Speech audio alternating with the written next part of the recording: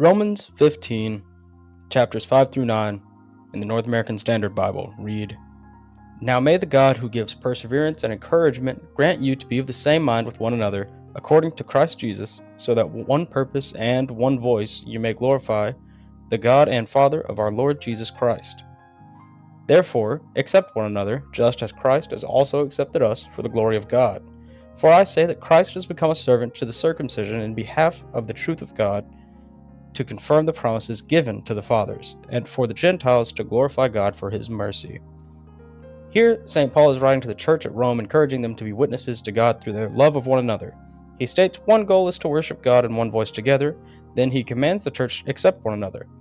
In our context today, with so many different church gatherings and polarization rampant, what does this call to accept one another look like to you now? Professor Lucius. That's to me. Okay. Yeah. Sorry. Yeah, it's a great question. I think you guys are right to point out the idea that the polarizations, churches gathering with different styles and different convictions is really a huge deal.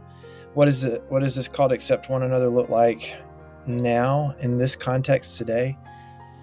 Yeah, I think it's got to start with humility, a position and a posture towards others that we may disagree with, to say that ultimately, if this is a brother, if this is a church, that we've got some first tier commonalities. And I think this is where the idea of theological triage becomes really helpful.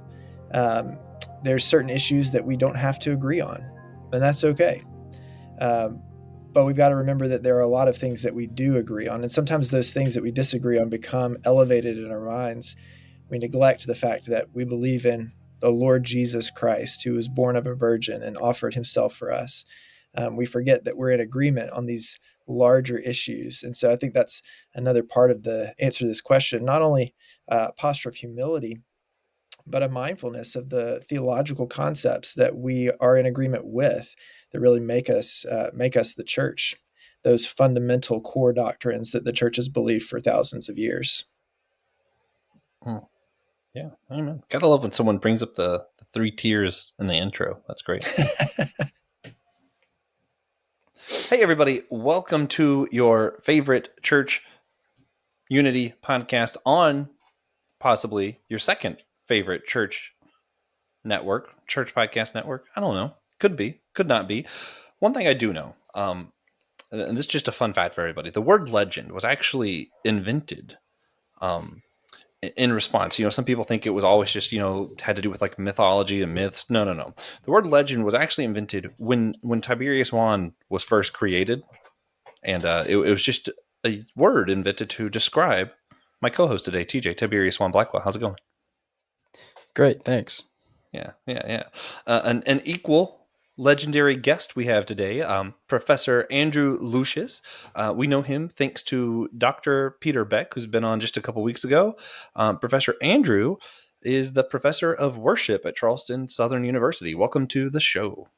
Yeah, thank you guys so much for having me. I'm looking forward to the conversation. Yeah. And this is going to be the end of our church services series. We're just talking about the services of church, and something that got brought up, I think, in every single episode was just how worship was done, or worship and song was done at these different churches. So excited to talk more about that with a professor who teaches that. So should be a fun time.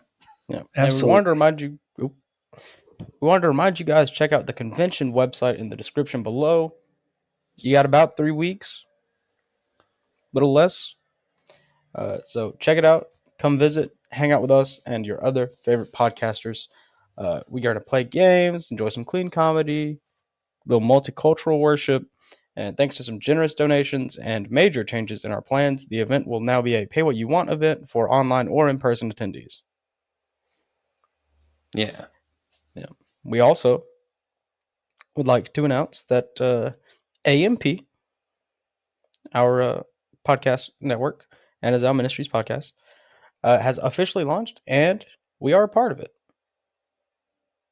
If you like our show and want to check out others like it, Christian podcasts that aren't afraid to ask the bigger questions, then check out the link in the show notes or just look up On As Our Ministries podcasts. Yeah, yeah. Always a fun time. Lots of stuff that hopefully should make it more convenient for listeners of some of our shows that are part of that. Now, Professor Andrew, I'm excited to let you know about this. I actually have a very important spiritual practice I do.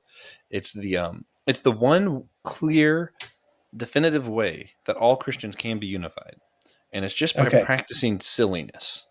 It turns out if you're silly enough, people do come together. That is Yeah. true. Yes. Yeah. I mean, that's what VeggieTales taught us all. So That's today's right. silly question has been part of a series. We've been trying to figure out where different of our favorite Star Wars characters belong as far as what church denomination we think they would fit in with the most. So today, we're going to ask, what church service do you recommend Finn from the sequel trilogy? Where do you think he should attend? What do you think he would enjoy and agree with most? TJ and I will answer first and give you time to think about it. TJ, Okay, perfect. Yeah, let's go. where's I Finn want to belong? I want to say Anglican, just on vibes alone, just cause. just Okay. cause. Fair enough. Fair enough. For some reason I was thinking he'd be a good Methodist. But I think it's just because like he kind of reminds me of Keno. Reverend Justin Coleman we had on here. Oh, yeah, Keno too. Yeah, it turns out both of the Methodists that I know really remind me of Finn. No, I know other Methodists too. Now think about it. My cousin's technically Methodist. She does not remind me of Finn. Yeah, Yeah, but I I'm like gonna it. say, well, yeah, it's interesting. You guys both put him in the Protestant camp. I think you're right. With that, I think of Finn rebelling against the empire. Right, that's kind of who he is, and coming to that Yeah. realization himself. So certainly not Catholic. Mhm. We'll place He them grew up squarely as the Catholic. empire. Sorry to offend any of your listeners, but I Yeah, think he's yeah. definitely My part of bad, guys. the Reformation. And I was thinking Anglican actually. Yeah, so I'm going to side with Oh, TJ on okay. this. I'm going to say Anglican. Now, Yeah. do you have other reasons other than vibe, or are we just sticking with vibe? Well, I was thinking about, do we compare him to Poe? Because I think in some ways these guys are working together, but they also provide some balance. So Poe is kind of the reckless rebel. He's the Oh, Anabaptist, so he's. Oh, I was gonna say he's the Pentecostal. Okay, or it could be that works too. Pentecostal. Yeah, Yeah, he's kind of further out there. Finn is not quite. He's not quite there. So I think he's yeah. somewhere between Catholicism and whatever's that other extreme. And Anglican Okay. feels right to me there, right in the middle. Yeah. Man. He Yeah. See, that definitely argument won me over. I he like he, that. he reads liturgical to me, but Yeah. Yeah, I not think that's Catholic. right. Distinctly not Catholic. Yeah. Yes, Very that's not right. Catholic. Yeah. That makes sense. Yeah. I love that All question. right. Me too. Oh man. So for those who've been following on or who haven't been following along, the reason we're doing the church services series. That's a word sometimes. Um, And the reason we started doing this was because we've had a lot of guests. At the end of our episodes, we usually ask, what's one thing you would recommend people do to come together in unity better in the church? And a lot of times people say something like, hey, go visit other churches, see how other people are worshiping. And we're like, okay. A few of us did that and realized, yeah, that can be really overwhelming if you have no idea what to expect at all. So we did a Mhm. whole service to just help people prepare if you're going to visit these other churches, see how your brothers and sisters worship and what they're doing over there. Now you can do it and kind of know what to expect ahead of time. That's sort of our Mm. goal. Um, that being said, we also realize, a lot of people find podcasts the way I do, and they just are like, hey, I'm about to go to a Baptist church, or I'm about to go to this church, and just looked it up. So this might also be someone's first time going to a church or encountering our podcast or anything, in which case, hey, welcome. Yeah. Welcome. Yeah. Andrew, Professor Lucius, would you Yes. mind briefly sharing with our listeners your testimony and what church you're a part of now? Yeah, sure. I'd love to. Yeah. So I grew up in a Christian home, and my parents were always in church when I was growing up. Even though they weren't vocationally working in the church, we were there a lot, and developed close friendships there. Was a part of a really healthy church. It was a Baptist church, probably leaning more um, charismatic in some of its practices, especially regarding worship. Very free church, so absence of liturgy, and we could talk about that kind of stuff later. But yeah, when I was in high school, just felt the Lord really in the midst of a lot of anxiety. working in my soul and bringing me to the point of seeing I'm a sinner and there's no hope for me without Jesus. And so, through conversations with my parents and friends and pastors, I really believe the Lord worked a work of grace in my life, in my heart, to save me from my sins and place me squarely in the church. And from there, it's just been a process, a slow process of sanctification and growth. And I would say the one consistent theme from that moment of conversion to today has been a love for the church. And so right now, my wife and my family, we're involved in a church in Charleston called Friendship Baptist. We're new there. We've only been there about 4 months since moving to Charleston, and it's been a huge blessing. And I can share more about that church specifically if you guys want to dive into that. But that's where we've been worshiping for the last 4 months. Yeah, that actually was something we were gonna ask about. Is what would you say makes what you say Friendship Baptist Church in Charleston? Yeah, that's right. That's Yeah. right. What makes that gathering unique or stand out to you? The thing that is most on the surface that I think anybody would say this is unique or maybe even weird would be that the church is almost 80 years old, and about 10 to 15 years ago was really struggling, like many churches were, and was really in need of revitalization. There was a school that connected to the church at that time, and the school's a bilingual school, so they speak Spanish and English. And from that school, Nice. there's been a lot of people come into the church that are also bilingual. So every other Sunday, we have bilingual services in English and Spanish all in one service. So that's pretty unique. I've never That's been a awesome. part of a church like that, and it's been really neat to see. But also, there's been challenges to that, even in the 4 months we've been there. So, yeah, it's not without challenges. I know a lot of people want to see Yeah. more multi-ethnic worship, which is great, but it comes with some challenges. Oh yeah, I friend of our show, occasional guest host, David Pizarro.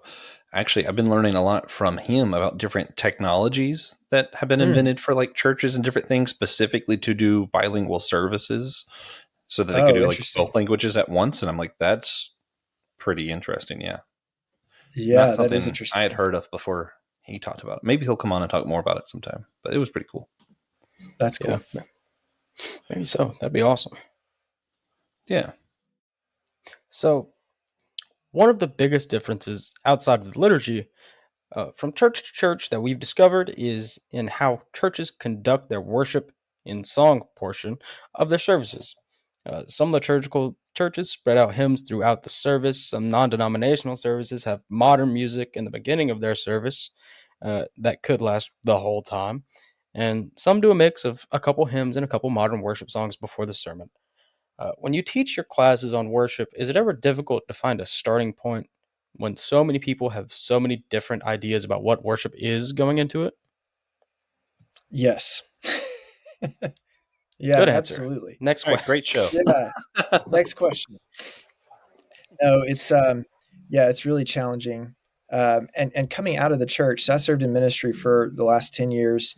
And you know, when you're in pastoral ministry, you're trying to discern what's the heart language of the congregation I'm serving. What is the kind of music that is going to serve them most faithfully, right? And it's a much narrow path. Even if it's multi-generational, multi-ethnic, it's going to be there's a possibility of having a more narrow idea of what that is.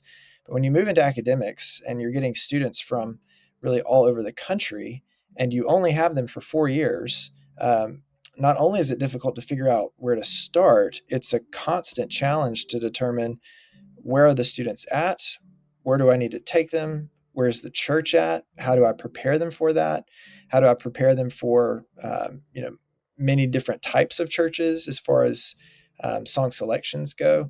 So yeah, it's a really challenging Yeah. it's a really challenging aspect of it. And we don't need any help having preferences on songs. The students, even 17 Yeah. and 18 years old, come already with very ingrained preferences, and And those preferences become not just this is the stuff I like, but within the church, within worship, it takes on this form of this is what God likes. And I think that's Mhm. where things really become difficult to work through, because then it's this style is preferable to this style because this is more authentic, or this style is better because it's deeper theologically. So there's all kinds of different landmines to navigate around that. I think the blessing of being in academics is that I can constantly push the students towards the church to handle those specific questions. Not to say that we don't address them in the classroom, but for me to be able to hold loosely styles that maybe I don't prefer, Mhm. and say, you know what, there are churches that do. And it may be that God's called you to serve one of those, and you need to be prepared for that, just as much as someone would be prepared for a different style. Yeah. Yeah. Okay. So you talk about getting prepared. I'm just curious as far as like what components do you teach? Like, do you teach them the songs themselves, the instruments, or just kind of more theologically, like what's behind the words? Is that? Right. Yeah, we're going to do both of those things. I think the idea of teaching what's behind the words is probably more unique and rare as far as the worship academics as I see it. But it is something that we're concerned about. We want students to be able to look at a song and discern what kind of theology is being taught in this song. You could even maybe label that as lyrical theology. What kind of lyrical theology is in our church, and how is that shaping and forming people to believe certain things? So we do talk about that. What I'm hoping to do most with our students is give them the tools that they need to be able to do it themselves, not just give them all the answers. So it's not a setting where I'll say we need to sing these songs but not these songs, or we need to sing lyrics like this but not like this. I'm hoping to dive deeper in that and cultivate in the students discernment and the tools needed for them to be able to do it themselves, because I don't want them to be calling me in 10 years, hey, what do you think about this? I want them to be able to navigate those waters themselves. So yeah, to answer your question, there's both we're going to do these songs, we're probably not going to do some other songs in our ensembles or in their worship projects as they get ready to graduate. But more than telling them what to do, I'm hoping to help them understand how to do the work of theological and lyrical analysis so that they can make their own conclusions about those things. Yeah. Yeah. You don't want to deal with any, the weekly phone call of, can we play Reckless Love at worship? That's right. That's right. Exactly. Yeah. Now you said you don't teach them which lyrics to say or not say, but I do assume you at least tell them it has to be Sloppy Wet Kiss when they're doing How He Loves, right? Yeah. No. Well, That's just the that's an correct. interesting question. Yeah, I think the copyright on that's you could go either way. You could go unforeseen or Yeah. sloppy wet. To be honest, I'm not sure which one's worse. I would like to Yeah. take an official stance on unforeseen. Um, I don't like That's the sloppy one you're wet. going with. Yeah, See, keep see, that away from me. this is where the division starts because I'm sloppy wet. That's You I'm are. that You camp. sure are sloppy wet. See, no, Yeah, no. See, my well, thought process is really like more like artist power, where I'm like, okay, but that's what he intended it to be, and then changed it because people were trying to cancel it, and I'm like, no, I'm too big freedom well, of speech. What he I've originally got intended, that's what I want. I've got a different reason, but I'm going to side with you, Ooh, Joshua. I'm going to go ooh. with sloppy wet as well, because the idea of unforeseen just sounds terrifying to me, Oh especially yeah, in that's also scary. Yeah. a culture of a lot of problems in the church regarding like sexual morality kinds Oh of stuff. yeah. I'm going to refuse the unforeseen kiss. I'll take the sloppy wet. Yeah. So really, when you sing "Oh How He Loves Us," you're choosing between being terrified or being grossed out. That's right. Exactly right. Great Yeah. times. Um, getting a little bit back on track. What's it like to go to a class on worship? If I were to be a student, do I get taught like a specific structure? Like I know you said not what songs to use, but like, do you teach them like in certain churches you have to do hymns and break it up this way? In some places you got to do too fast, too slow. I mean, do you ever go through like this overall structure of a service when you do it Yeah, we or sure teach do. it? So this fall, actually, we've got a class called Worship Leadership. And we'll be reading a book by a lady named Constance Cherry called The Worship Architect. And she goes through ideas of building services, what different services historically have looked like. Brian Chappell's got a book, Christ-Centered Worship, where he does some similar stuff. I think is helpful. So yes, we're going to really go at this from primarily historic study of what the church has done, going all the way back to second, third century, and moving through the Reformation. What changes happened in the Reformation? What were the things that were rejected and thrown out of worship? There was when we think about the Reformation, I think we think a lot about sola scriptura and these kinds of things and theological changes. But there's significant worship changes happening there as well. So we'll look at that. But the part of the class as well is exposing students to different styles. So they'll be required to go to 3 different worship services and then write reports on those 3. They have to be different in style. So one has to be a Catholic church, one has to be a liturgical evangelical church, and then the last one can be a liturgical free church. So again, just trying to expose them to as much as we possibly can so that they're not as shaken, right, when they see, oh, this is very different. I hope they will have thought through the process of planning the service, what other churches do, why they do it. And I think one of the things that I've come to see too is a lot of the elements between different church services are very similar. The structure changes, whether the prayers are read or not, that changes. The place of the supper versus the preaching changes. But a lot of it is all the same elements. It's just a matter of how they're positioned together and how the church interacts with them and with the pastor that's leading it. Oh yeah. Yeah. Some of the minor changes, it's easy for yourself. Like, I think it's just like human condition to elevate it because it's not what you're familiar with. But when you really think about it, you're like, that's not first year. Shout out to our friend Will. I went to Pastor Will's church. He's Lutheran church. I've been attending a different Lutheran church and I'm still kind of getting used to it. I grew up Pentecostal, so it's very different. I'm just at the point where I just accept it. I'm not going to know the hymns at all. What hymns we're doing, I'm not going to know them for several years. It's fine because there's a lot of them and I'm not familiar with most of them. But last week, there was 2 things that caught me off guard.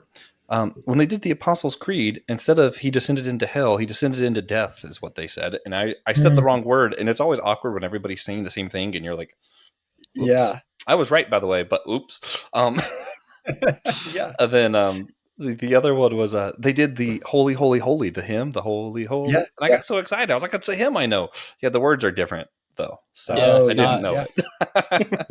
Well, and that brings up an interesting idea, with the movement towards digital music and away from hymnals, especially in Baptist churches or free churches.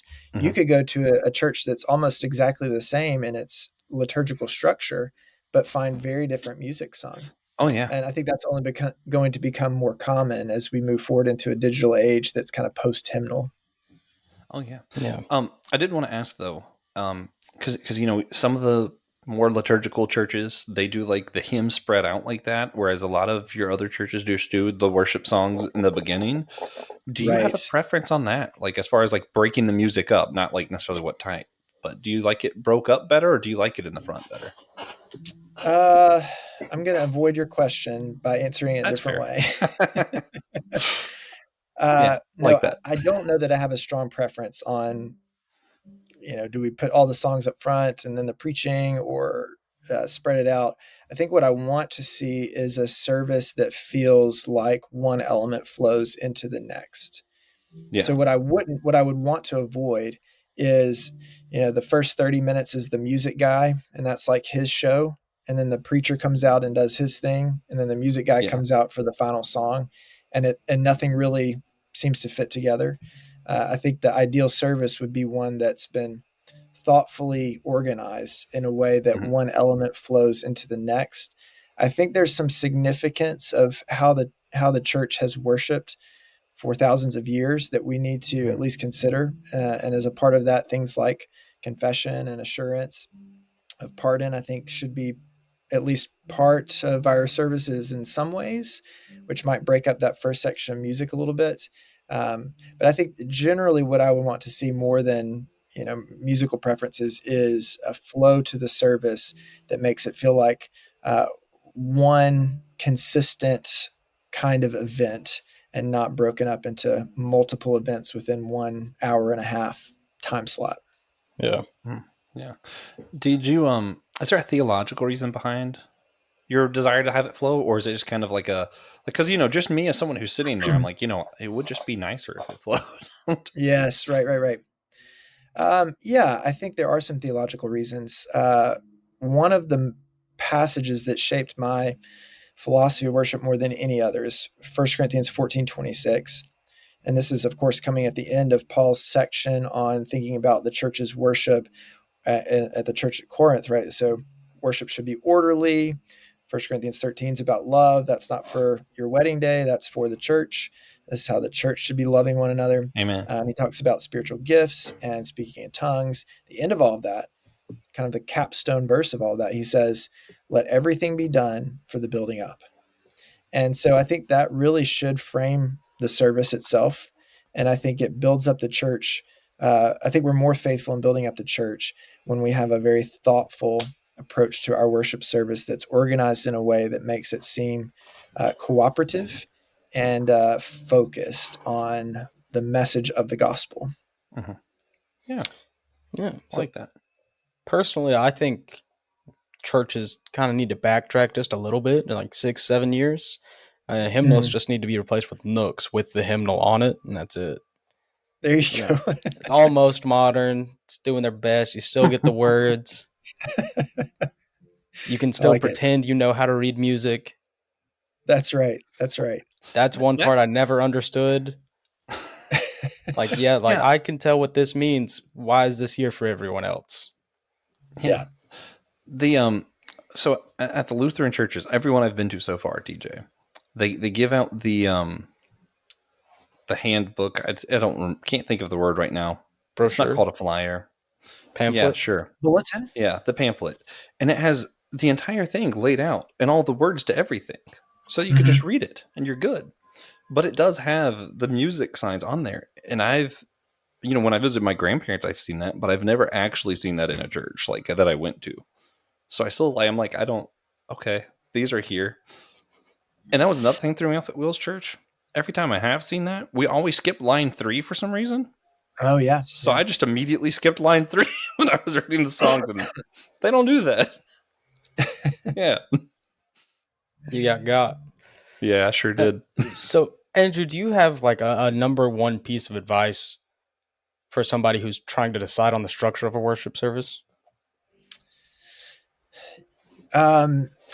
Just one. Yeah, I think it's probably consistent with the verse I just mentioned from 1 Corinthians.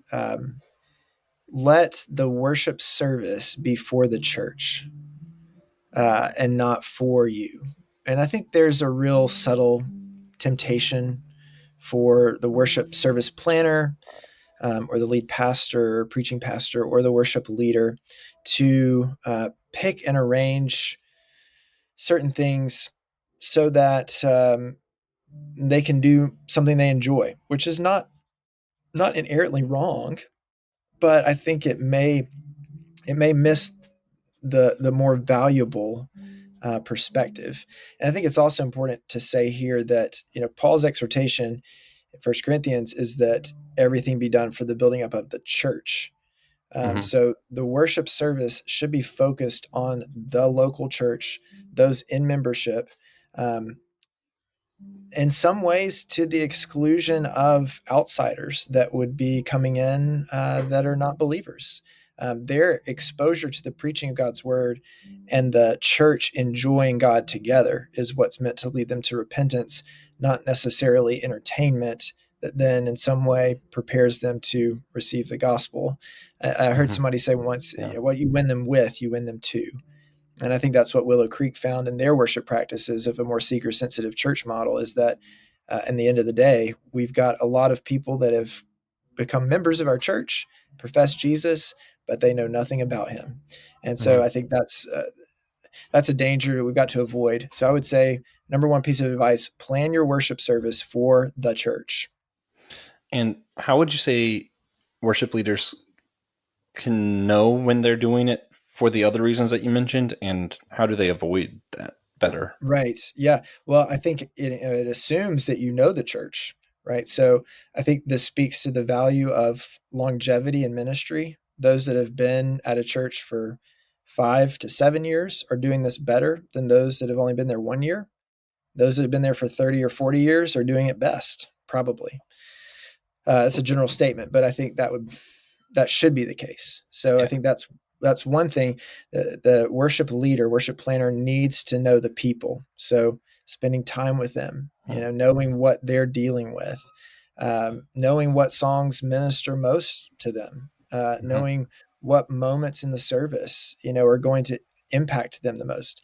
In the same way that a preacher might think in his sermon, this point that I'm going to make is going to be especially encouraging for this person in my church. The worship service planner should also be thinking, this moment in the service is going to be especially encouraging for this person in my church, or especially convicting.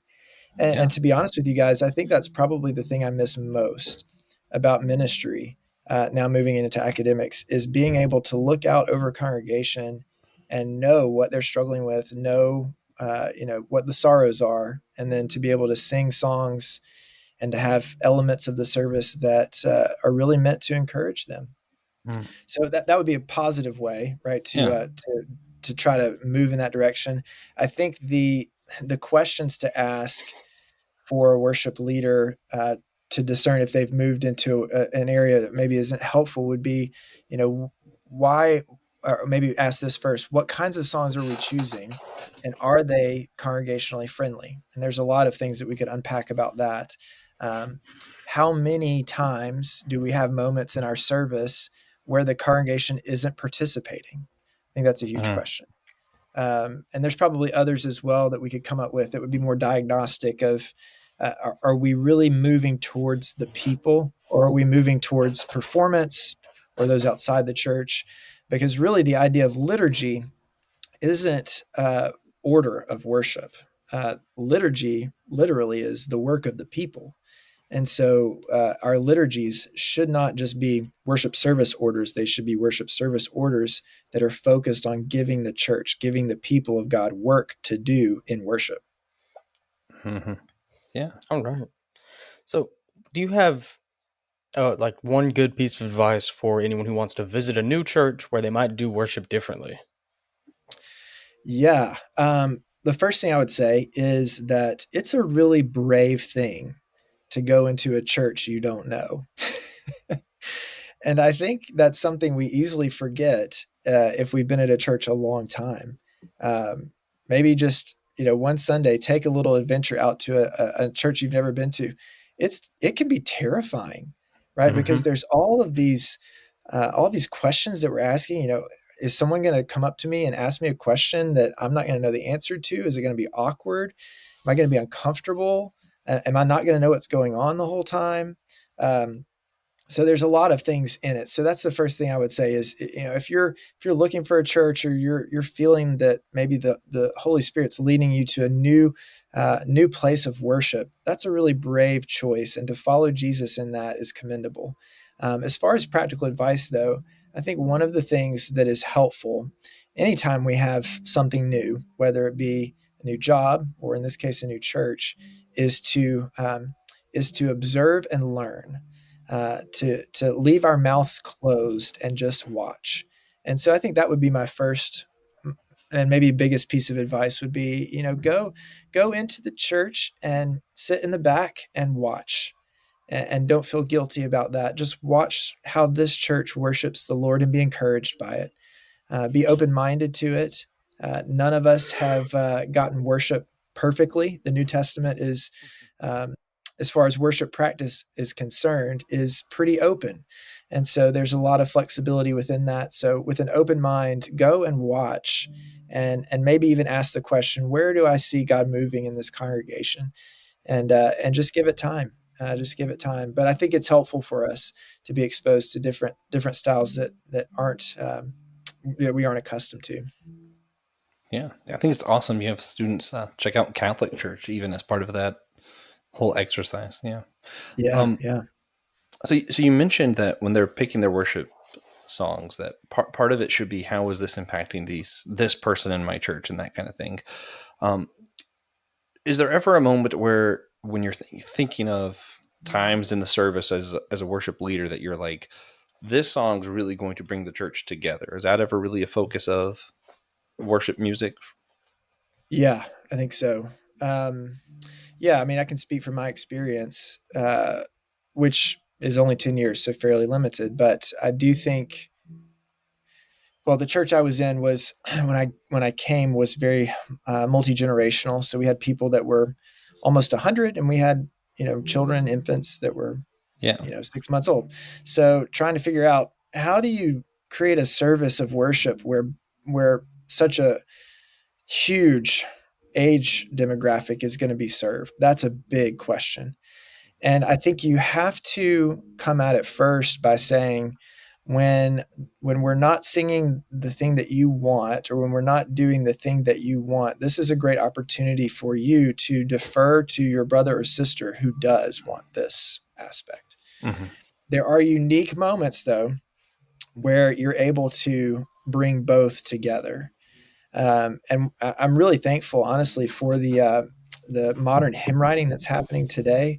I think it's a really wonderful movement, and we don't just need that, but we do need that.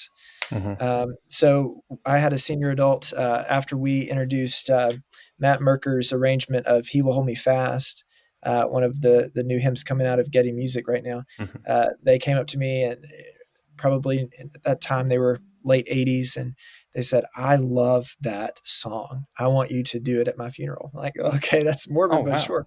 Yeah. But at the same time, the instrumentation's modern. At the same time, we had college students that were really becoming attached to it as well, which really just reminded me that the church longs to sing together, and they long to Mm-hmm. sing good songs together. And it's hard to find those songs, but they do exist. I think that's one of them. And oh wow, what a beautiful moment it is when you can see true unity across different ages, different ethnic groups. And not always possible, but certainly a foretaste of what will come, right? In Revelation, where we see every tongue and tribe and language around the throne in great unity, worshiping the Lord together. Oh yeah. Oh yeah.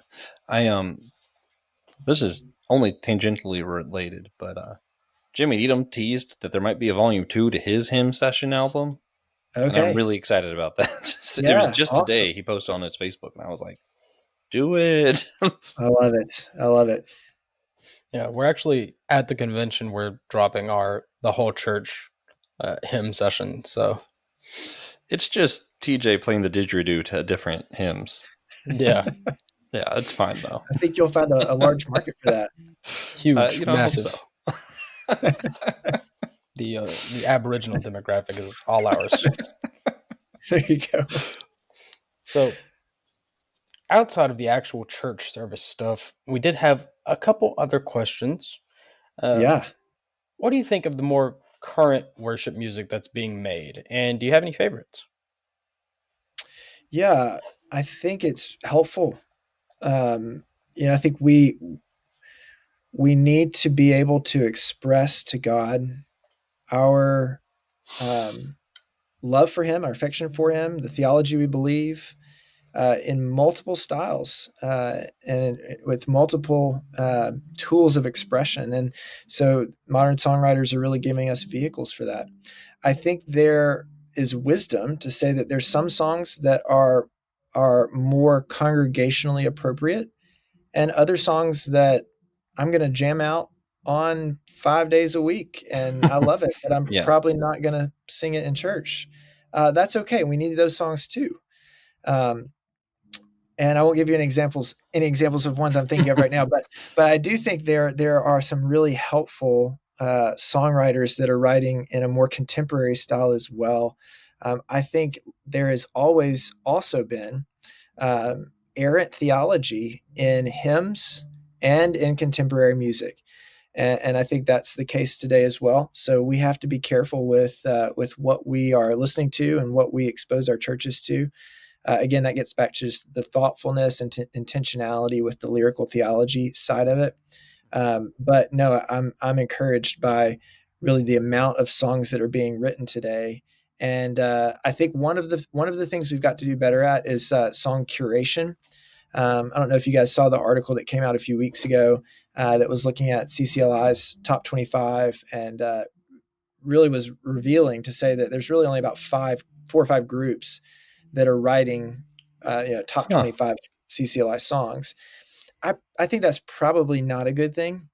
I think we've got to diversify a little bit, because if we're only getting, to get back to the question, if we're only getting a certain kind of genre of worship, then we're probably impoverishing our souls a little bit. So I think we've got to diversify more.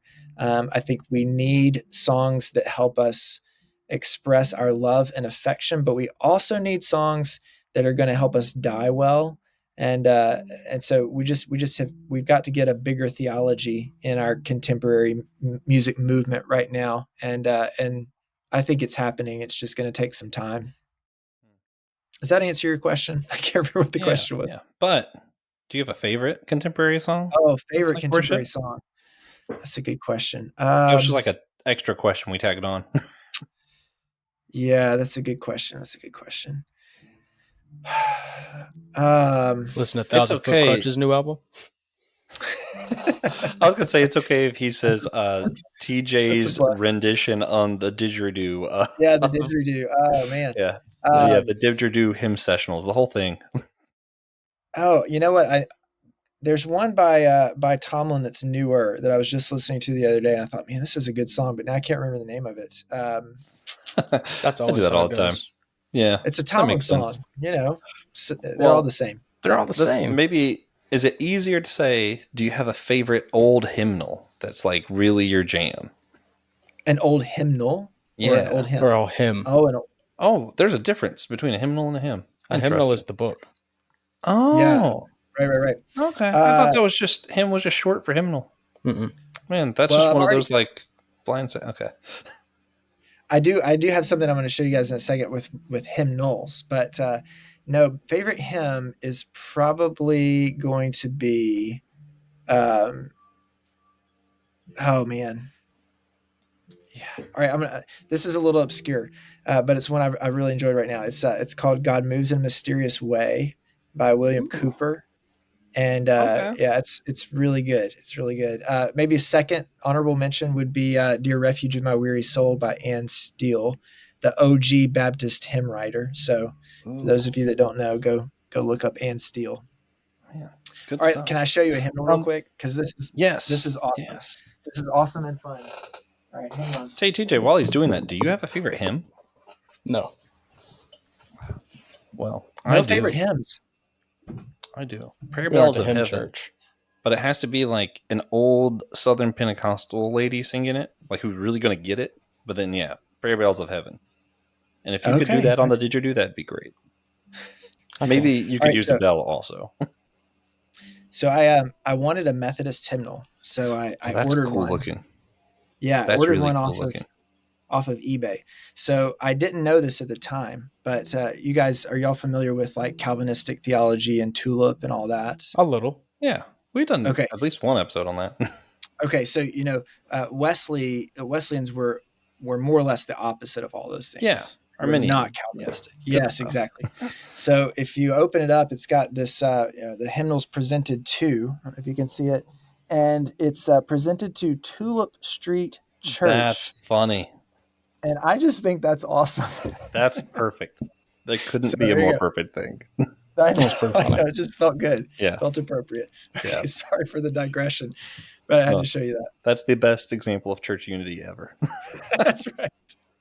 Oh. That's exactly right. So how do the more out of line Christian bands like Skillet, Lecrae, Toby Mac, Red, how do they play into this conversation for you? Yeah, I think the CCM movement is so fascinating. If you go back to the 80s, you've got kind of the beginnings, the genesis of all that.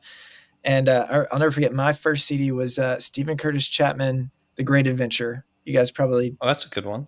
have never heard that one, but I got a it bunch of was Stephen Curtis Chapman for some reason. okay. Well, there you go. So that was a market. It was CCM. It wasn't worship music, right? It was never Mhm. intended to be sung in the church. Nobody's singing The Great Adventure in the church in the 80s. So something happens really, I think, in the late 90s, early 2000s, partially because of what's happening with Passion, Mhm. partially because of what's happening with Hillsong. You've got Integrity Music as well in Alabama. Kind of all these things are happening, Paul Beloche and others. And all of a sudden, there was this market that opened up for praise and worship music, which really now includes Passion, Bethel, Hillsong, Elevation. Those are the main ones right now. Um, and because that got so big, the contemporary Christian movement focused so much on that and kind of left guys like you mentioned Lecrae and Toby Mac and Skillet. And so I see them in this other category of they're not writing songs for the church. That's really not their intention, right? Lecrae is not writing his music No. and hoping that people are going to sing it in church. But what he is hoping is that he'll be able to communicate a message to believers that will have some kind of influence over how they live their life and what they believe. And I think there's a place for that. I think we don't have to, well, let me say it this way. I think that Christian music does not have to equal church music, if Yeah. that makes sense. We can have Yeah. Christian music that's really good and really thoughtful and really musically excellent. In fact, we need that. Mhm. Um, that doesn't have as its main purpose to get in and be sung in churches. We need both, and that's where I would put Skillet and Lecrae, Toby Mac, other guys like that. Yeah. Really great music. We need it. Not going to sing it in church. Yeah. Although, if they did make a hymnal version of Lecrae's Background from a while back, that would be pretty great. That's a good song. Okay, all right. Well, But Lecrae, if you're listening, there you go. yeah. Now, I'm interested. While TJ's figuring out that I put him on mute because the straw noise was bad, um, where does Casting Crowns fall in this? Because some of their songs, I'm like, no, that could be a worship song, and then some, I'm like, Yeah. okay, that was definitely just entertainment. Sure. Yeah. I think it's probably going to be difficult to completely put people on one side or the other. Yeah, because it may be that Skillet comes out with a song that's like, this is really good for the church. We need to sing it. So it may be even album by Yeah. album, song by song. We've got to evaluate that, not necessarily band by band. Fair enough. Because, yeah, sometimes Casting Crowns concerts do just become church service. Yeah. And maybe groups, this is a little old school, but Delirious, Audio Adrenaline, Newsboys, Audio Adrenaline those was guys great. would have been hitting some of the same kinds of things. Like I remember singing some of their songs in youth group growing up, and probably could have brought those over into the church if it was contemporary enough in its worship style. Yeah. I really like the Christian bands that are doing more to not just be like it felt like it was either worship or it had to be rap or rock, and they didn't just do normal music. So seeing like Need to Breathe doing some like folky stuff, I was like, yeah, good stuff. Yeah. I like Rend Collective. Oh yeah, they're really good. I do love them, especially their Campfire albums. Yeah. Yeah. So, do you have any questions or thoughts that get you really excited when a student like brings them up that we haven't asked about yet? That's a good question. I think anytime I have a student that's making connections between musicianship and what's happening musically and pastoral care, those things make me excited. And theology is a part of that too. But when I have a student maybe reference something that happened or a way in which they were able to use music to help move people to greater hope in God, or maybe asking questions around that. How do I use music to help encourage the church? Those are the questions that get me really excited, because I think that's when you see people are thinking about, at least as I see it, thinking about these kinds of things rightly. This is really a tool. Music and lyrical theology is a tool that should be used for spiritual formation of believers. And so, yeah, when students begin to make those connections, that makes me excited, because that makes me think, all right, we're accomplishing something here, and these are going to be people that are able to serve church members well. Yeah. What a good answer. Yeah. So earlier you told us your number one piece of advice for attending a church that does worship differently was to sit and listen, watch and learn. So what do you think could happen if everyone attended a different church to see how other Christians worshiped and just watched and learned?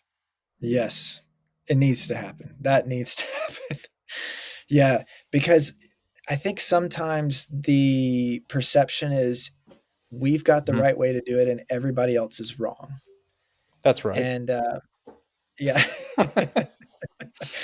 And I maybe just even kind of my own experience probably was thinking that way too. And the more I'm exposed to different worship styles, the more I realize, you know what? The Holy Spirit's here too. and it could even be that, you know, in a different church, there's something for us to grab, something for us to gain that we can't find in our own church. And you know, certainly we need to be committed to one local church. But as we're able to experience others, I think there's so much value in that.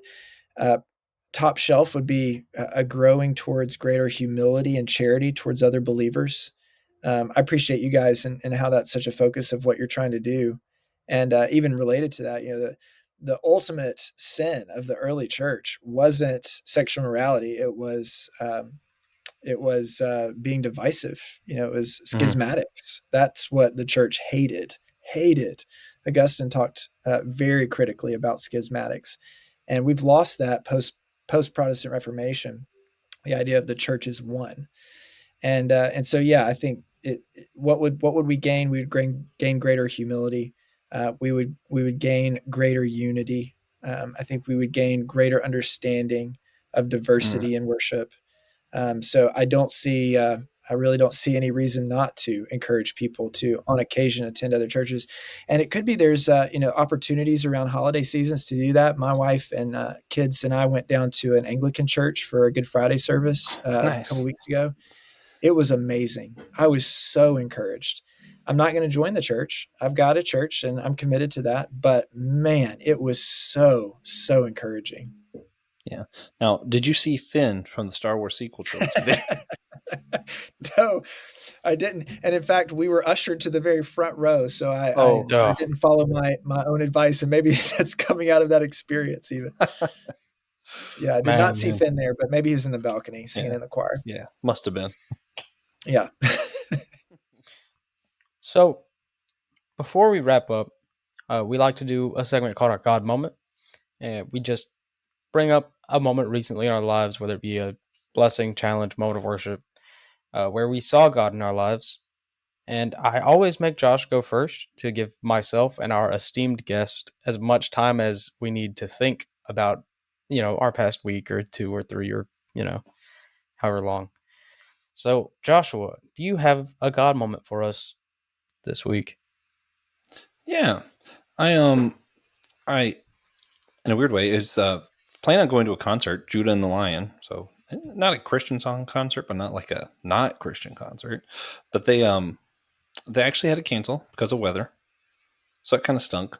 And my whole plan was to go to Wilmington and then stop on the way back in Raleigh, hang out with my best friend, and then see Pastor Will. Well, the concert got canceled. So I really didn't have a reason to go on the trip anymore. And I just had realized it had been at least a couple years since I just went on a trip for the purpose of seeing my friend. So I got to go just for the sole purpose of us being together and hanging out and doing stuff, and got to see Pastor Will, and just kind of a reminder of the blessing it is sometimes to just fellowship in person with other people, and just going on walks, talking to Will, going to church service and experiencing God with my friends. It was cool. Yeah, that sounds awesome. Yeah. See, you invited me when I thought it was just a Judah and the Lion concert. If I knew we were going to go see our friends, I would have said yes. Oh, my bad. My bad. Secret's out now. Yeah. So for me, of course, you all know the Stanley Cup playoffs are on. I'm just kidding. Um, mostly. I was expecting that though. But we are getting super, super busy at work. And the other day, this nice lady came in, horribly busy. It's Sunday afternoon. Yeah. If you go to Chipotle after church, please stop. There's so many of y'all. But this woman was so incredibly kind and, wanted to spread the word with us. And I felt really bad because we're slammed. We're too busy to actually talk.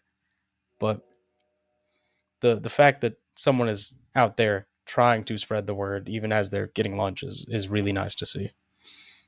I love to see That that. is pretty cool. Yeah. That's good.